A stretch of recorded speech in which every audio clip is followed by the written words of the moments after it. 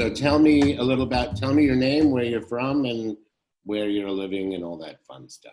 All right. I'm Ty Stevenson. I live here in Los Angeles, California, originally from Texas. My parents are from Thailand and Ecuador, respectively. And LA is home. It's where I've been here for over 30 years. 2 years ago was the peak of the zero tolerance immigration policy sent by the White House administration.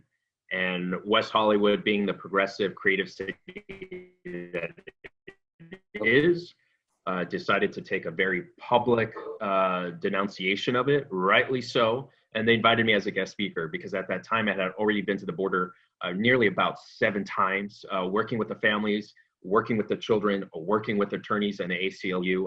So I saw you there, we connected afterwards, and no surprise that like begets like, and your energy and thoughtfulness and vision for, how do we bring this attention to the masses in creative ways was how this friendship began. So here we are.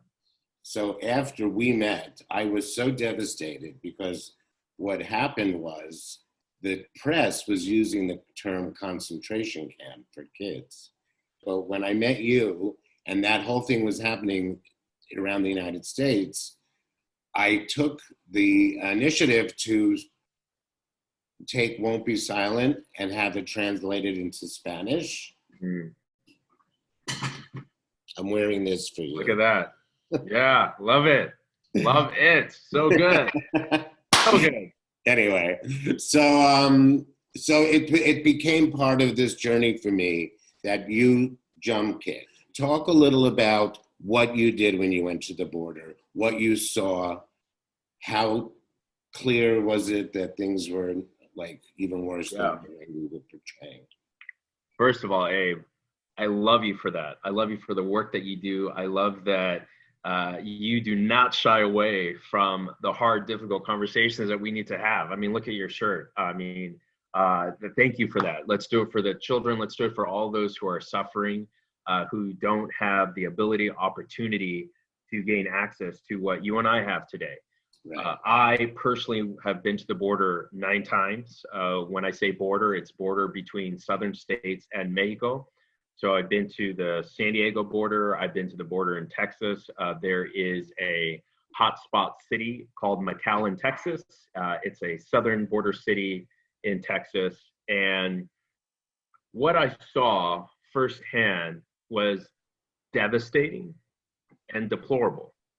And it was the conditions these children, unaccompanied minors, mind you, in the hundreds were living in, right?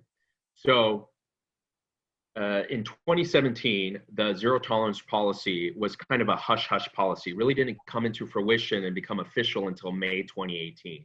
But we knew something was happening because the media was getting attention. Then Attorney General Jeff Sessions went down to the border. We saw all the protests and the fiasco happening with the news outlets when he was there. I had to go there for myself. I had to experience it so I could come back and rally my troops, if you will, and say, we got to do something about it. So I would say the 3 things I saw that was devastating and deplorable was that children were by themselves in cages, literal cages. You had these huge light sort of panels above them in these cages that never turned off, right? So kids didn't know night from day, day from night. The second is that so they were in like a warehouse?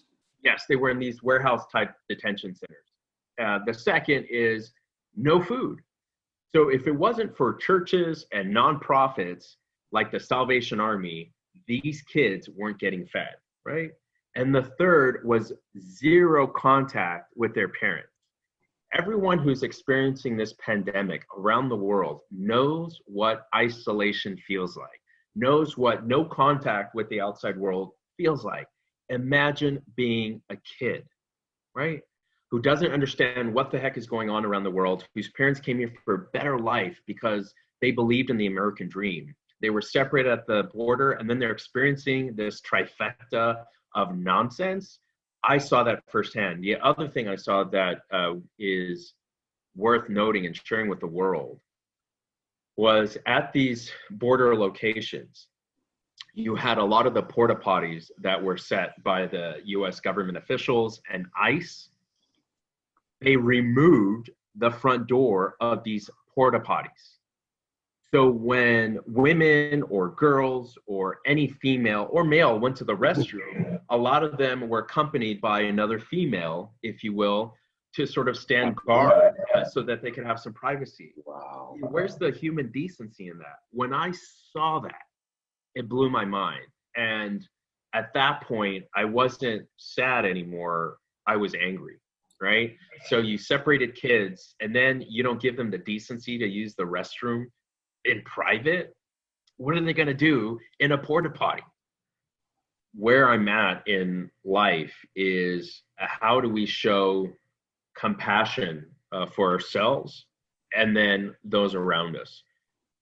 It's not just COVID that has taken a toll on our mental health, but it is causing, I think, the world to reflect on one question: what really matters, right? What really truly matters in your life? And for me, it's making a positive social impact. So whether it's going back to the border, which I will hopefully before the end of the year, in support of ACLU and So the wait, Texas project. based on that, if you end up going this, like you go with your husband, you're going to go by yourself, you have a group that you readily travel with, how does that work? Yeah, so there's going to be a call to action. Right? Yeah, there's definitely going to be a call to action, like I do every time I ask those sort of in my network of social justice advocates to join me. Yes, including you, Abe, of course. And of course, you're going to bring your camera and everything because we have to expose the truth. So whether it is going to the border again, or whether it is engaging in social entrepreneurship and sort of helping both the local economy, my goal is to create positive social impact in the world. So it is almost serendipitous in the worst possible way that you and I are having this conversation the day after the news broke about the 545 kids whose parents cannot be found. Right. So do you have any insight into that? Is there anything that you know about that? I do. So let me spend about 10 seconds putting it into a broader context. In the fall of 2017, we noticed and witnessed firsthand about 2,500 children and families separated at the border. With 540, it's actually higher. We're looking at more like 570 unaccompanied minors who are detained across 3 states: Arizona, Texas, Louisiana, in about 25 different hotels. So what's happening now is members of ACLU and the Texas Civil Rights Project are going to these hotels, like the Hampton Inn and Suites, with posters and banners with the number to call for help. Really? And the sad part about all of this, Abe, is that the older children and even some of the caretakers who are fortunate enough to be with a few of these kids are in return posting signs against the window saying, "They took away our phones. We need help." Yikes. What a sad state of affairs. And again, shame on the US government and the White House for allowing this. Kids have no access to the outside world. Parents don't know how to connect with their kids. And imagine not being able to speak the language, not understanding the legal rights that you have, not having access to an attorney or judge, and your kid is in one of 3 states, in one of 25 hotels, and you don't know which one. It just makes me think of what my mother had to go through. You know what I mean? Like, absolutely. Let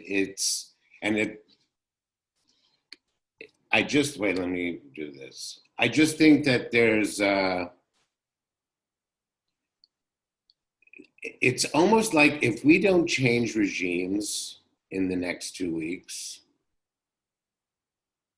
it's, and I was thinking about this leading up to this conversation. It's like, if you think about that, Hitler wrote Mein Kampf in 1923, right?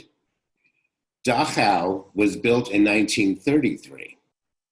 Correct. So that's not a long time to start bringing people. It's not like the German people are not overly sophisticated and cultured, and to kind of gradually pull people into this mindset, you know, that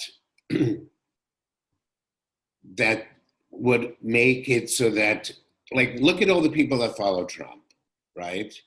Yeah. You know, they're the first that are going to be like, "Ooh, let's kill." You know what I mean? They're the first ones that are going to act like Nazis. There's no question about it.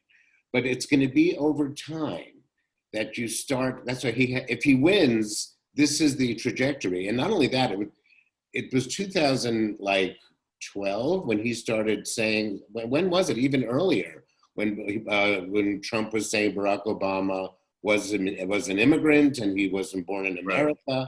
So it's kind of like, I don't think we have to start the 10-year needle then, but we are so in the middle of the 10-year needle that who knows what's going to happen. We already have a sampling of that, because truthfully, why aren't we barreling our way in there and getting these kids out?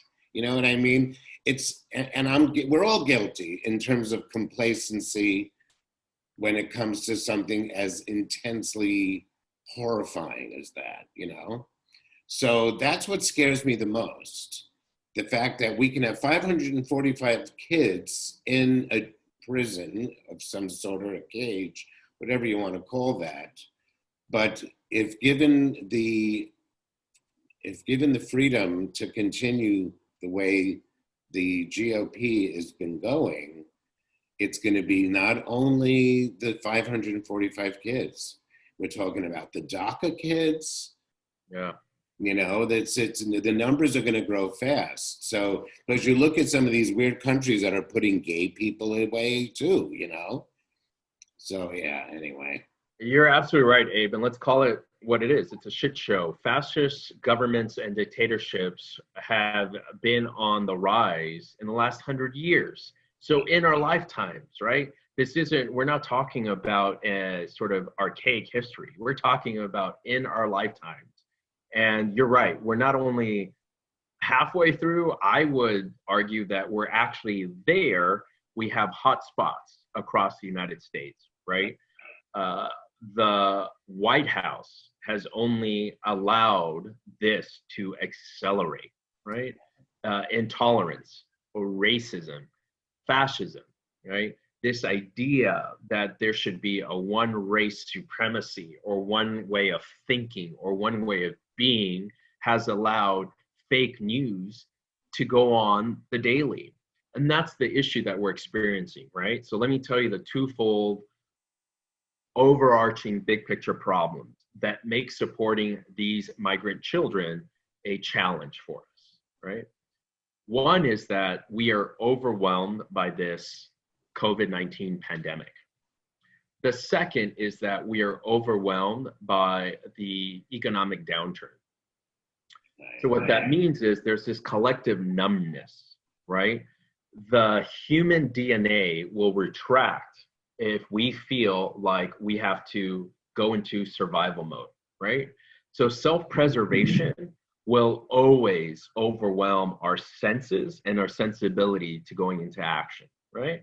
Right. There's a subset of group who can handle those two things, but what they're doing is like spewing out the fear and anger. Fear and anger are two ingredients that have given people like Trump a boost. That is how Trump won in 2016. And let's not forget or kid ourselves. He has a chance of winning on November 3rd. 100%. Because he's inciting this fear and anger and this collective numbness. We're like, okay, let's just follow the leader. We are like lemmings because we are so overwhelmed by everything that's happening around the world and the immediacy of news that is overstimulating our brains 24/7. Abe, I grew up in a time and a place where I had to use pliers to change the channel of our old TV set that had probably 4 to 5 stations. That's it, right? And you subscribe to TV Guide because there was a set day and time that you could actually watch the news. Right. That was my growing up experience. And today we are overwhelmed by this guy, right? This thing rules our lives. And as a result, we're overstimulated, and that overstimulation is giving us a sense of numbness. Won't be silent is exactly where it needs to be. And having you at the helm is exactly what we need. Oftentimes, activists, including myself, we need to recharge. Right. We need to recalibrate. And if there's anything that I've learned from this pandemic, it's that you either adapt or you die, right? And part of adapting at such a high accelerated rate as what we're having to do in just the 7 months since the pandemic hit the United States is reflect, right? What really matters and how do I get from A to B? Whatever your starting point is and whatever and however you define B is, that takes time, right? So I applaud you taking a short hiatus to figure out, well, where are the real pivot points here? How do we actually make a difference? You are, Abe. And I'm committed. I see here we are. The project started as a way, because not only to honor my uncle and the fact that he didn't get a chance to have a life because he was killed, but it was also an opportunity for me to feel like I'm going to have some kind of value on earth, that I'm going to have potentially a legacy, that I'll leave a piece of me behind. And that's why this whole idea, is going to shape and form into whatever it is, because I just got the trademark. So whatever. That's it. You're done. Trademark. Yeah. So, this is the message, but this is the message. This is who I want to be. This is who I want to kind of connect with. These are the people that matter, and so, and you're one of those people. And I've always, that time you spoke, I was crying from the way you were talking. That was so intense. Too bad that wasn't recorded, actually. That was a good speech. I do have a recording of it, actually, from a cell phone. But I will say, Abe, if there's anything that I'm taking away from this conversation with you, it's that we can't do this work alone. No. Right? So won't be silent requires a army, a legion of like-minded people who have common sense, who have decency, who have respect for the self and the community, to say enough is enough with issues, with injustice, with policies that separate kids at the border. You're right. There is no legal precedence, and nor is there any legal standing that permits it, right? So we have a plethora of issues that this country must address. And thank you, COVID-19, for forcing us to reflect on these issues that matter. Thank you so much. Be in touch. Take care.